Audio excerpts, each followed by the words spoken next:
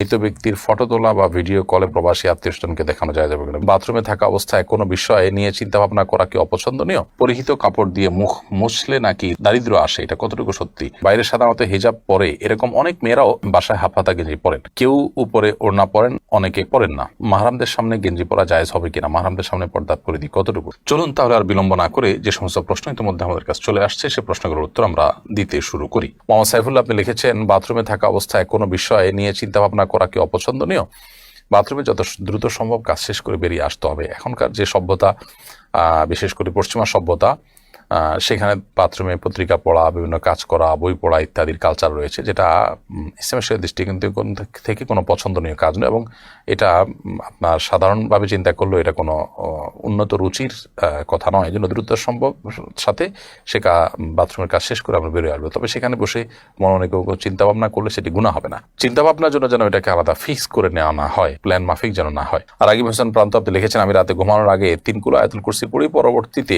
পুনরায় ওয়াশরুমে গিয়ে ফিরে আবার ঘুমানোর সময় কি পুনরায় পড়তে হবে?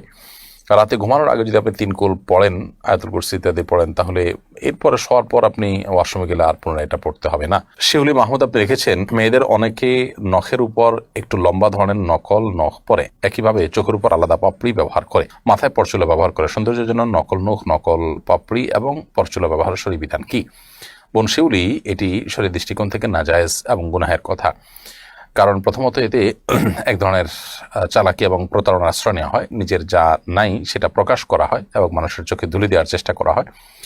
আর দ্বিতীয়ত হলো, এগুলোর কোনো ক্ষেত্রে এগুলোর সাথে ওযু গোসল এর বিধিবিধান জড়িত থাকে। আর সবচেয়ে বড় কথা হলো, নবী করিম সাল্লাল্লাহু আলাইহি ওয়াসাল্লাম এই জাতীয় মেকি সৌন্দর্য ধারণ বা আপনার সাজগোজ এর ব্যাপারে নিরুৎসাহিত করেছেন বিভিন্ন হাদিসের আলোকে, যার কারণে এটি জায়েজ হবে না। সাদিয়া বিনতু শিহাব বিআইডি থেকে আপনি লিখেছেন, পরিহিত কাপড় দিয়ে মুখ মুছলে নাকি দারিদ্র আসে, এটা কতটুকু সত্যি, নিজের পরনে থাকা কাপড় এটা দিয়ে মুখ মুছুক, শরীরে অন্য কিছু মুছুক, এটার কারণে কোনো দারিদ্র ইত্যাদি আসবে যদি কেউ মনে করেন, তাহলে সেটা নিছকই একটা মন গড়া কথা, এর কোনো ভিত্তি কোনো হাদিসে নেই। এবং কুসংস্কারের জন্য এই ধরনের বিষয় একজন মুসলমান কখনো ধারণ করতে পারেন না। পরনে থাকা কাপড় যদি পাক থাকে, সেটা দিয়ে আপনি মুখ, হাত, শরীরের যে কোনো অঙ্গ মুছতে পারেন, কোনো অসুবিধা নেই। সালমা আক্তার লিখেছেন, বাইরে সাধারণত হিজাব পরে এরকম অনেক মেয়েরাও বাসায় হাফহাতা গেঞ্জি পরেন, কেউ উপরে ওড়না পরেন, অনেকে পরেন না, মাহরামদের সামনে গেঞ্জি পরা জায়েজ হবে কিনা, মাহরামদের সামনে পর্দার পরিধি কতটুকু। মাহরামদের সামনে যদি কেউ গেঞ্জি পরে চলেন, তো আক্ষরিক অর্থে পর্দা হয়ে গেল, এটি শালীন পোশাকের অন্তর্ভুক্ত নয়। কারণ শরীরের অন্য অঙ্গ প্রত্যঙ্গ যেগুলো ফুটে উঠবে সেগুলো নানাবিধ ফিতনার কারণ হবে, যার কারণে এখানে এটি করা উচিত নয়। দ্বিতীয়ত, মুসলিম মেয়েদের যে শালীন সুন্দর পোশাক এবং পোশাক পরিচ্ছদের যে নীতিমালা রয়েছে, সেটা আমাদের অনুসরণ করা উচিত। ফাসেক এবং কাফের মেয়েরা তাদের যে লাইফস্টাইল থাকে, সেই লাইফস্টাইল অনুসরণ, ভালো মন্দ বিচার বিশ্লেষণ ছাড়াই তাদের অনুসরণ অনুকরণ থেকে আমাদের বেঁচে থাকা দরকার।